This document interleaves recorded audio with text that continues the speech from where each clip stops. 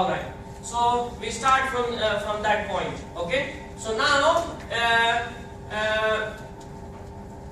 how about please tell me, so the delta E of the system can be expanded like this, right? Delta KE plus delta PE plus delta U of the system, which is the gas, is equal to energy coming in. Is there any energy coming in?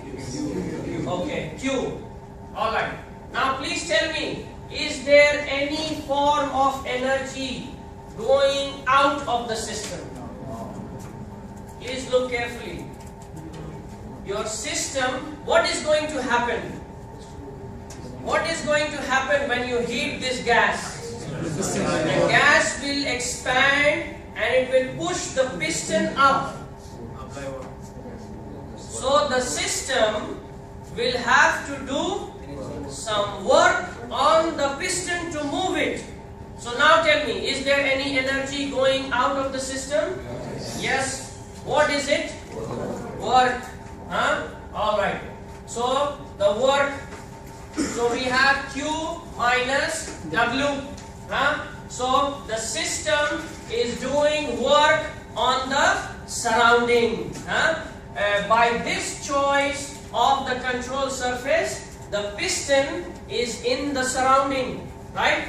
And our system is doing some work on the piston, which is the surrounding, in order to push it upwards. So there is work transfer going out of the system. Work out. Okay, so we put it here in the energy out. Okay. Okay, now let's proceed from here. How about delta KE? So we will go term by term, right? Tackle each term. So what about delta KE? 0. If we want to put delta KE equal to 0, we must make some assumption, right?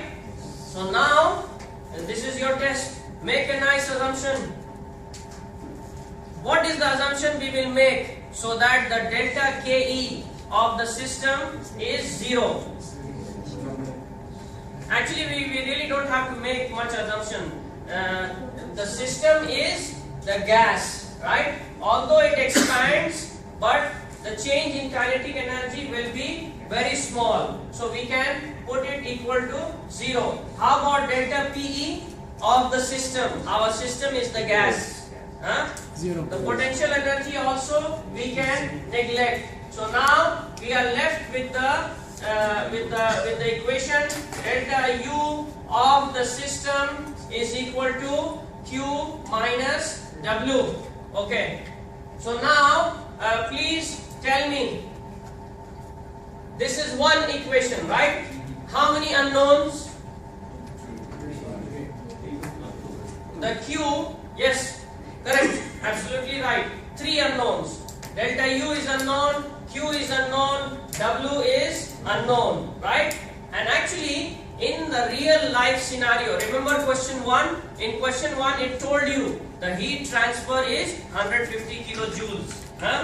But really, in the real engineering scenario, you will not be given any values, correct?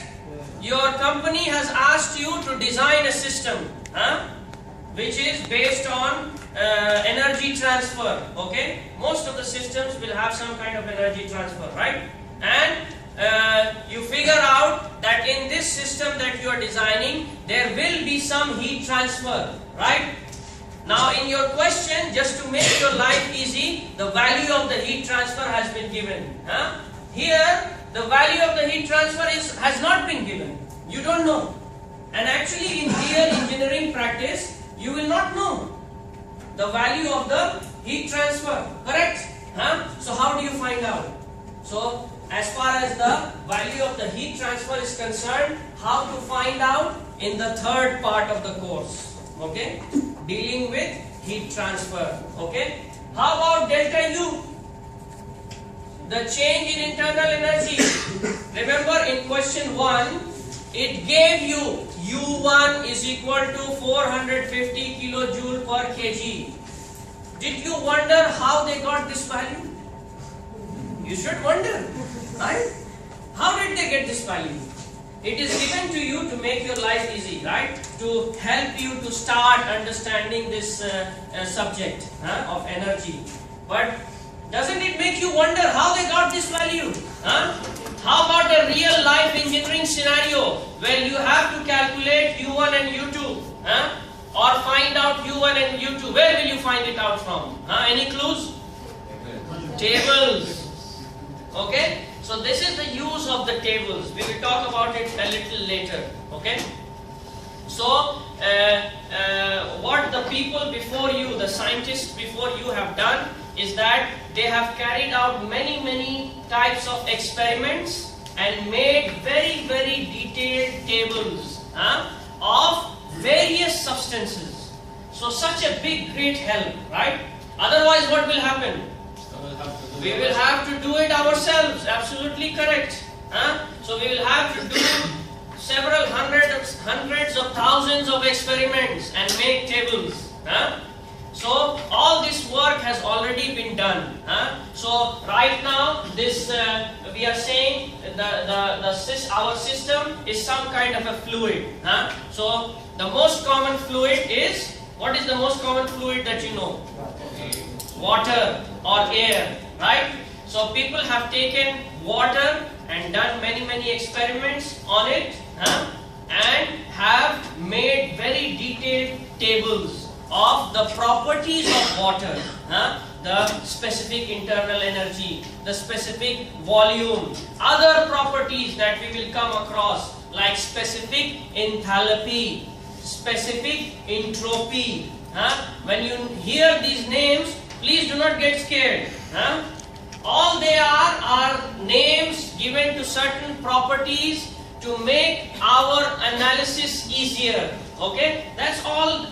That is the purpose of giving these names. Okay? Alright. So now, the change in internal energy we can find out from tables. The Q, which is the heat transfer, we will learn later. But let's focus on the W, which is the work done. Okay? So now, here is the question for you. Now you have to start thinking. No more spoon feeding anymore. So I will help you, but the spoon feeding was only for the first lecture. So I did all the questions for you on the board, of course with your help. But now you have to figure out. Look at the scenario here. Look at the schematic. How can we calculate the work done? We are talking about expansion of a gas or a fluid in a container. In our case, the container is a piston cylinder device. For this scenario, please help me, or let us help each other find the value of the work.